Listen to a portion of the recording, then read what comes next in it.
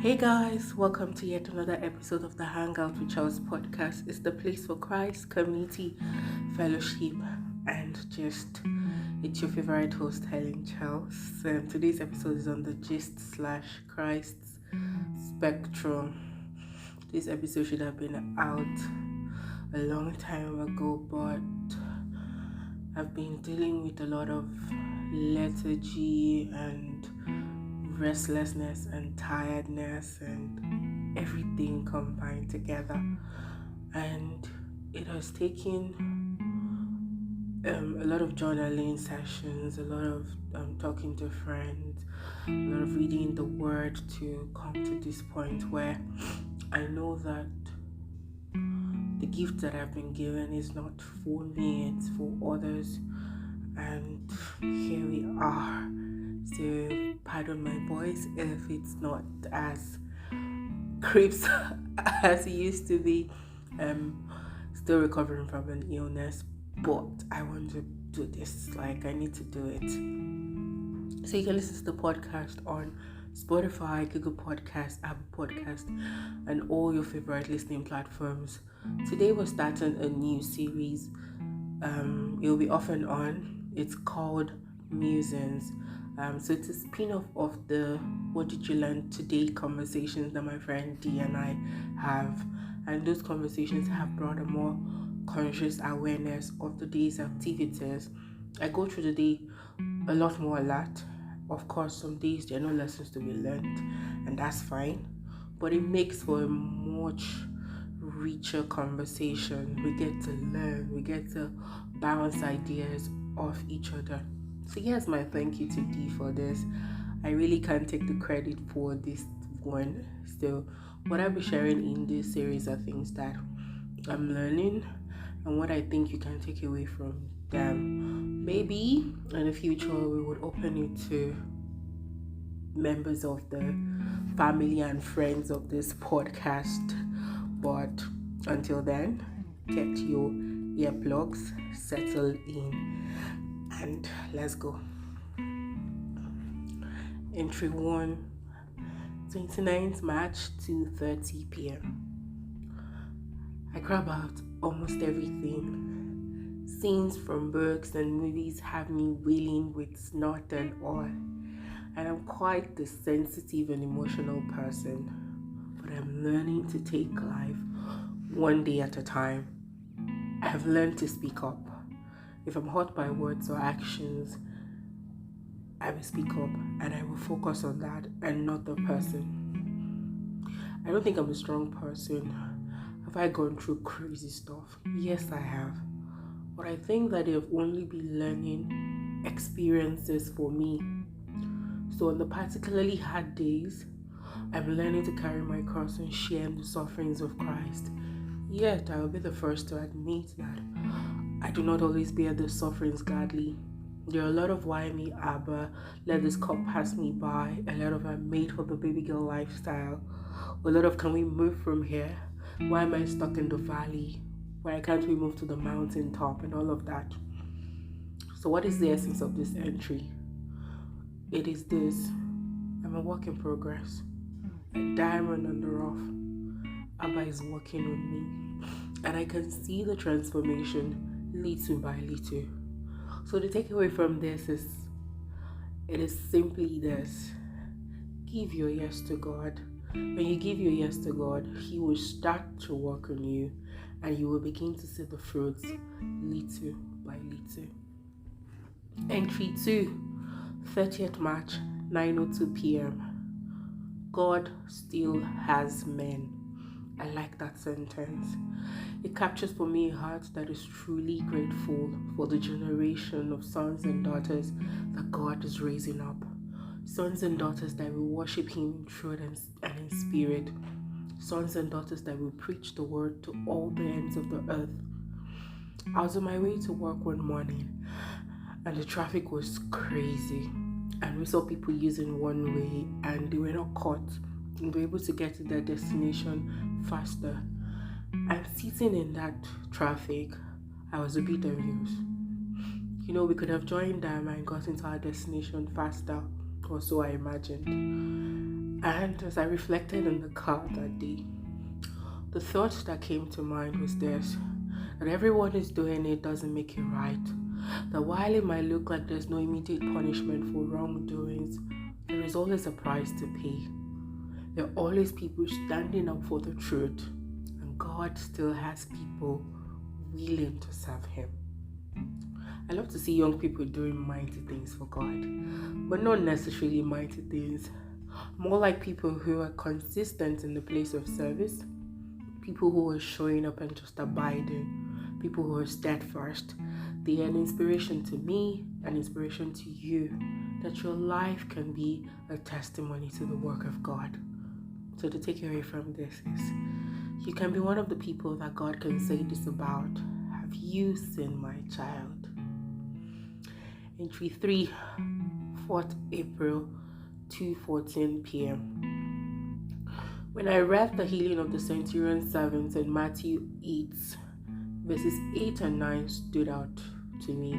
It reads, "The centurion said in reply, 'Lord, I'm not worthy to have you enter under my roof.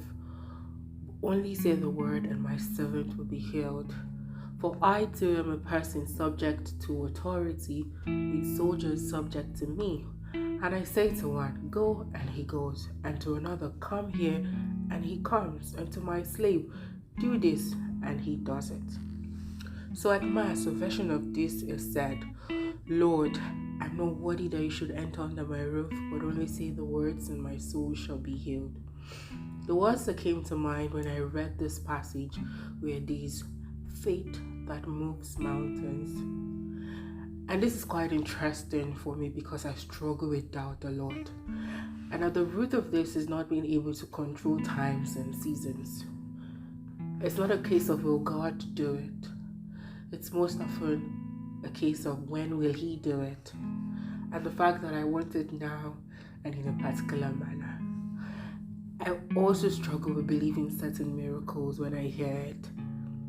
I'm still trying to figure out why, because I know that God showing up in a situation, no matter how mundane and ordinary it sounds, it's a miracle. And it's not until He does something that is extraordinary that I know a miracle has happened. So the takeaway is this: God is found in the little miracles and in the big ones too. Entry 4, 5th April, 7:30 a.m. I see in pictures, I think in pictures, I have such a fertile imagination. I like to daydream, and when I read books, the stories play out for me the same way it would be if I were watching a movie. And because of that, I need to be very careful about the kind of things that I expose myself to.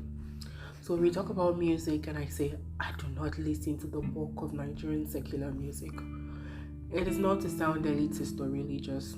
It's basically a means of self-preservation. I do not have the time or the energy to filter the lyrics. I remember one day I was in an Uber heading home and I can't remember the song that was playing. But what I can remember was that I kept thinking about having sex till I got home. It was that heavy. And I remember not telling the Uber to turn off the music. I can be quite the polite person, avoiding frictions and all. But now, I just gingerly tell them to turn off the music, turn off the radio. It takes a stealing off my will because I still don't like to speak up. I'm a tad bit scared. Say they should not go and drop me on third mainland bridge and then I have to trek and find my way home. But that's not the lesson here. The takeaway is this: your eyes and ears are portals into your soul. Be careful what you consume. There are tons of trash out there. And as my friend Dee would say, fill your senses with junk and your mind will be filled with junk as well. Entry 5, 6th April, 10:15 p.m. Today, I received Holy Communion after a long while. A couple of months, but still a long time to be away from the sacrament. And I was super excited as I went to church. It felt like the kind of excitement a new bride going to her husband's house would feel. Not like I've been married, but you get, right? And as I sat down in church waiting for the Mass to begin, I reflected on two things. One, I felt God telling me that the excitement I felt at receiving Christ after time away is how I'm supposed to feel every time I receive Him. It is Christ joining Himself with His bride. It is exciting, it is new, it is intimate, it is life-giving, it is refreshing. Two, why did I delay to go to confession? You see, I would make plans and say I'll go today. I'll go next week. I'll go during recollections. I would make excuses. I would stall. And I think it was partly due to shame at having to confess the things I had done, and partly due to just being unserious. And that unseriousness and excuse giving is what Abba was dealing with. If I could make time for other seemingly unnecessary, less important things, why would the state of my soul not be of utmost importance? I always tell people that you make time for what is important to you, but I guess I was the one who needed to learn that. So the takeaway is this: sit down, reflect. What is the state of my soul? What can I do? How can I be more intimate with God?